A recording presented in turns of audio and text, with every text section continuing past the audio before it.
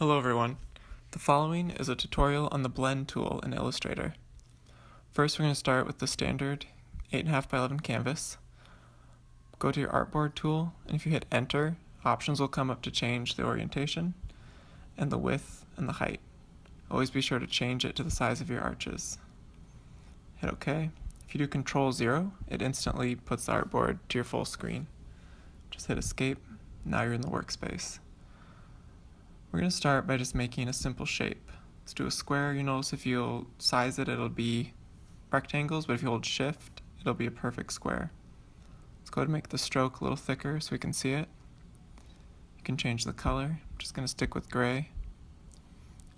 If you click the fill box, you can change the fill color. I'm going to do a dark green.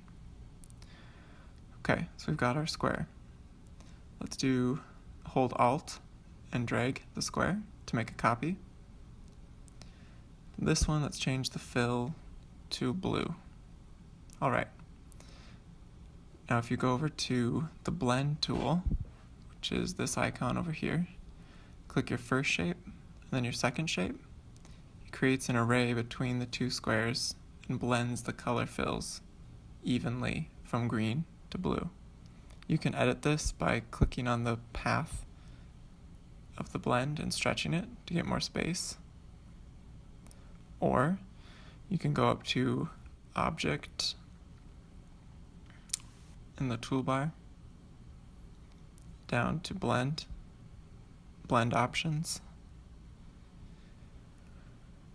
and you can change the number of steps. So if you change to 5, hit preview, you'll see less. Set OK. Alright, you can also change the blending between shapes.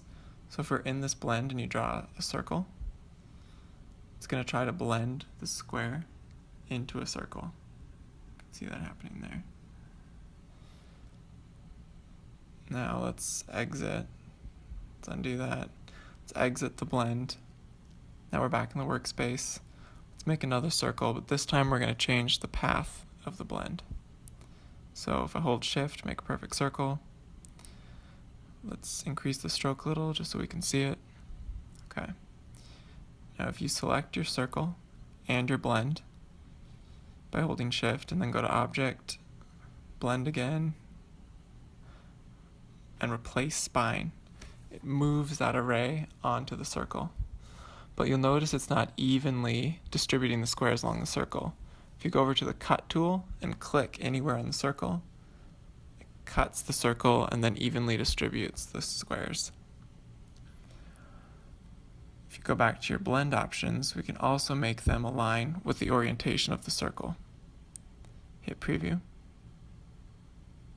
And now they are perpendicular to the spline. You can change the number. Alright. If we want to release these from the blend to edit them separately, you can click on Expand. Now each square can be edited separately. Note though, if you change the fill, it'll no longer blend between the squares. It's broken the link. Now let's make a new geometry. I'm just going to make a red hexagon.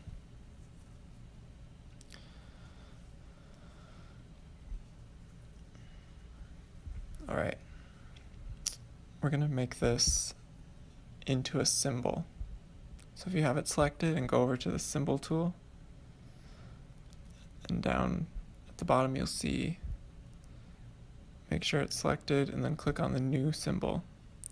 We're going to change it to graphic, hit OK. You'll see it pops up in your symbol toolbar. So now you have this red hexagon. If you make a copy of it, it's going to copy that as an instance of that symbol. We want to break the link. Keep it selected. I'm going to change the fill to orange. And let's click that new symbol button again. Change it to graphic. Now we have a second symbol that's defined as this orange hexagon. Now we're going to make a blend with these two symbols. Alright. So we've got a blend. And you'll see how this comes out in handy later. You can edit the symbol and it'll update everything in the blend without having to go in and edit each one. Now let's try making a curvy path with the pen tool. You know that if you select your new curve and then select the white arrow, you can click on the actual anchor points and edit the curve. Alright, now let's do that same thing we did before. Select your blend and the new path. Go to Object, Blend, and Replace Spine. Now our hexagons are following this curve.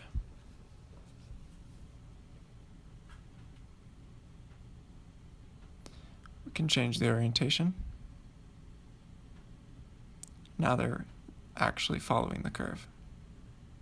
Change the number. Right, now if you double click on the symbols we made, you can edit it. Let's change the color. And once you exit out, you'll see it updates that hexagon in your blend, which can be really helpful. You could do it for the other one. Change the color, say to yellow. Now you're blending from blue to yellow instead of from red to orange. You can also access this by double-clicking on the original shape or symbol in the blend, hit OK, and now if you edit it here, let's say we change the color to green, and you exit, it also updates the symbol within the blend. Another blend option is to reverse the spine, which changes the direction of your blend.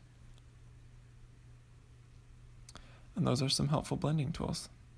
Thanks for watching.